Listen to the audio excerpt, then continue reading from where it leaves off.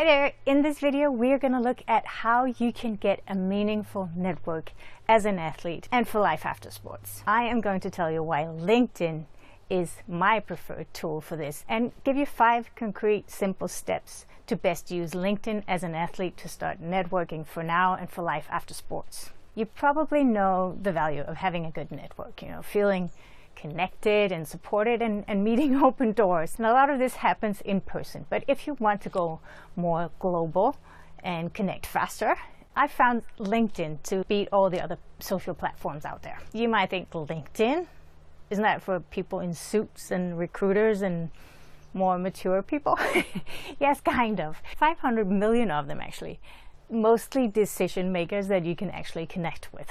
Not friend or follow, but connect with. That's not the only difference that makes LinkedIn an obvious place for you as an athlete to be. I'll save the best reason for the end actually, but let's get started. If you're mostly interested in watching what your connections had for breakfast, or their kids' first day of school, or you want to share a sweaty selfie, this is not the platform. But if you want to build a network in the professional world, this is the place. And yes, you do want to build a network in the professional world. You may have heard this before, even experienced it. Your network is your net worth, something along those lines. And yes, even if you're still active with no plans to retire just yet, you might as well get started connecting while you're still active. It's going to make you stand out from the crowd a little bit more. Besides, using LinkedIn can make you more attractive and valuable to a sponsor, and even more visible to a potential sponsor if you're out there looking for sponsors. But that's for another video. So another thing that's unique to LinkedIn is that you can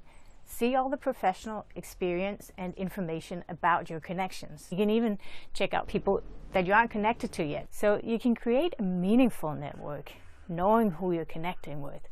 It's not just fans, and fans are great and you can nurture them on Instagram, posting lifestyle photos and so on. But on LinkedIn, it's about connecting with a professional two-way mindset. Okay, so now that you know why using LinkedIn as an athlete is a great idea to build a network, let's look at how to do it. Basically, it's about 2 things: showcasing and connecting.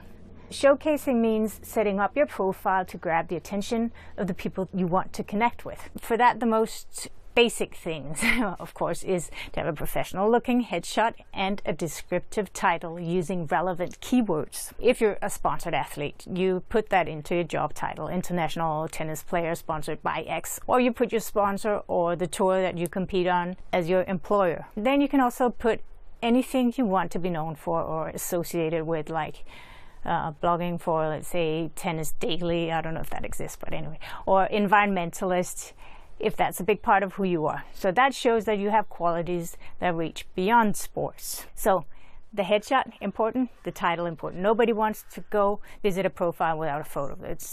Would you?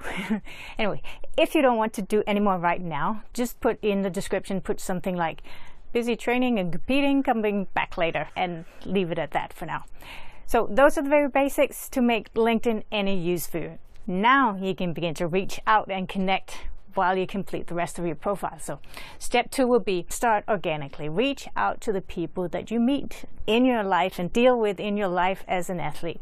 Start with the people who will know who you are, because they won't necessarily go in and check your profile, and they won't even care that it's not very elaborate yet. So start there. Step number 3, reach out to people who work in the sports industry or other industries. That might be journalists who've interviewed you, other people who are interested in you and that you are interested in. To get them to accept your connection if you don't actually know them, there's a little add a note function where you can put a little reminder, or hello, I'm reaching out because so-and-so recommended, or I love the article that you wrote about this and that. And that just gives you a reason to connect. Step number 4, connect with other athletes and former athletes in other sports, because that's inspiring and it's fun. And again, if you haven't really met in person, or you feel it's weird reaching out to a star, or do the add a note thing and give them that reason to connect with you.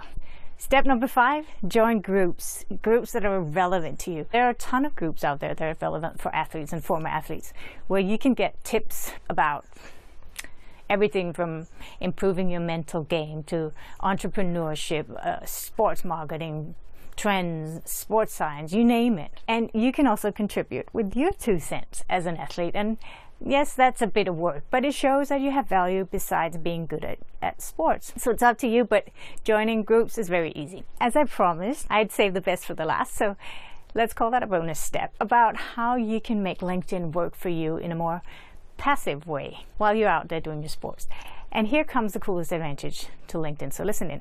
Contrary to other social platforms, you are not expected to post daily on LinkedIn. Not even weekly. You can, but you don't have to in order to make it work for you like you do on other platforms. In fact, as a rule of thumb, unless you have something valuable to post or write or video, don't post or write a video. Save your selfies and food art and private live shots for other platforms. But if you have something at heart, something you want to share, do write an article about it or post a video.